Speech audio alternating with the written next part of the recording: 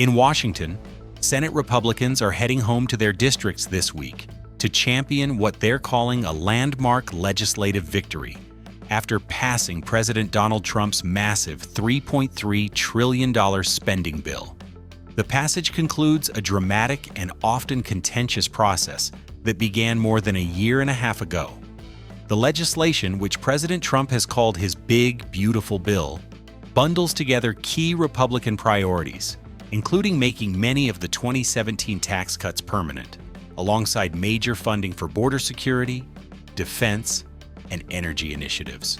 The journey to this point was far from smooth. It started with policy retreats, hosted by then Senate Republican Conference Chair John Barrasso, long before the GOP secured control of Washington in the 2024 elections. The real legislative work began in January, with Senate Majority Leader John Thune taking the lead to craft a budget framework in the Senate, a move designed to pressure the House to coalesce around a plan.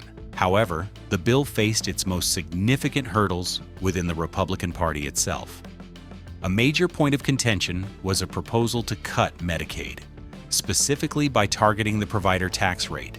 The issue nearly derailed the bill and was only resolved after a $50 billion rural hospital fund was created to appease concerned lawmakers. Still, some remained deeply critical. Senator Josh Hawley of Missouri called the effort to cut Medicaid a huge mistake, adding that his party needs to do some soul-searching if it wants to be a party for working-class people. The final days on the Senate floor were marked by high drama, including a move by Minority Leader Chuck Schumer to force a reading of the entire bill, followed by a marathon session of amendment votes. Even then, a group of fiscal hawks, led by Senators Ron Johnson and Rick Scott, threatened to vote no, demanding even deeper spending cuts.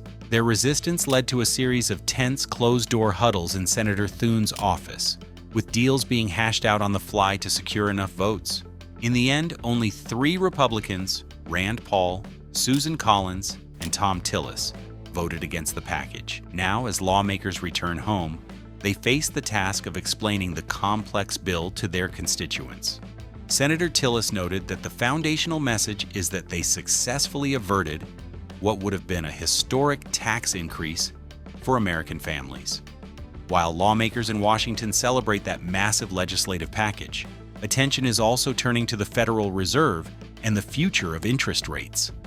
Federal Reserve Vice Chair of Supervision, Michelle Bowman, stated on Friday that recent jobs data reinforces her concerns about fragility in the labor market. She argues this data supports her position that the central bank should implement 3 interest rate cuts this year. This stance puts her at odds with the Fed's recent decision-making. Just last month, Bowman was one of 2 Fed governors who formally dissented when the central bank voted to keep its key short-term borrowing rate in the 4.25 to 4.5% range, where it has been since December of 2024. The other dissenting member was Governor Christopher Waller. Officially, the Federal Reserve has remained cautious about lowering rates, citing ongoing uncertainty about the economic impact of President Trump's tariffs and the challenge of bringing inflation down to its 2% target. However, Bowman's public comments are part of a growing trend, with several other Fed officials appearing more sympathetic to rate cuts in recent days, signaling a potential shift in the central bank's thinking as the year progresses. From federal economic policy to a major political standoff at the state level, a dramatic situation continues to unfold in Texas. Governor Greg Abbott has issued a stern warning to state Democrats who fled Texas to block a vote on a Republican-led redistricting plan. In an interview Sunday, Abbott declared that the threat of arrest for these lawmakers will last for literally years if they don't return. He explained his authority to call 30-day special legislative sessions back-to-back, stating, "As soon as this one is over, I'm going to call another one, then another one, then another, then another one." This means that any Democrat who sets foot back in Texas could be arrested and compelled to attend the legislative session. The standoff began when approximately 50 Democratic members of the 150-seat Texas House left the state, denying Republicans the 100-member quorum required to conduct business. most have relocated to Illinois and New York. Governor Abbott argues that by refusing to participate, the lawmakers are violating their oath of office and could potentially be removed. He has also escalated the political stakes, threatening that if the Democrats don't return soon, he may push for a new congressional map that adds not just the planned number of Republican seats, but as many as 6 or 7 or 8 new seats for the GOP. Back in the nation's capital, President Trump himself is turning his attention from legislative battles to the city's streets. In a series of posts on his Truth Social platform over the weekend, the president proposed removing homeless individuals from Washington, D.C. as part of a push to make the capital safer and more beautiful than it ever was before. Sharing photos of tents and garbage on city streets, President Trump wrote that the homeless have to move out immediately. He drew a sharp distinction between the homeless and criminals, adding, "The criminals, you don't have to move out.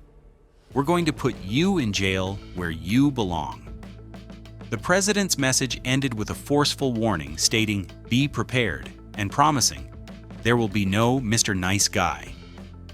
This proposal comes as the city grapples with a significant homelessness issue. According to recent data, on any given night in Washington, there are nearly 3,800 single individuals experiencing homelessness, with the majority residing in emergency shelters or transitional housing programs. The president's plan suggests a new, aggressive approach to addressing the visible signs of this crisis in the capital. And shifting from domestic issues to the global stage, the Trump administration is signaling a significant diplomatic push aimed at the ongoing war in Ukraine. Vice President J.D. Vance confirmed on Sunday that the administration is actively working to facilitate direct talks between Russian President Vladimir Putin and Ukrainian President Volodymyr Zelensky. Speaking in an interview, Vance said he believes it would be productive for the two leaders to meet, and suggested that President Trump may need to be the one to bring these two together and compel them to sit down to figure out their differences. The timing of this initiative appears linked to other high-level diplomatic plans, with Vance indicating a desire for a Putin-Zelensky meeting to occur before a potential summit between President Trump and President Putin, which has been rumored to be taking place in Alaska. Vice President Vance stressed that lines of communication with Kiev remain fully open during this process. He noted that he had spoken with Ukrainian officials Sunday morning and that Secretary of State Marco Rubio has also been in frequent contact with them, underscoring that the U.S. will maintain a close dialogue with Ukraine as it pursues this new diplomatic track.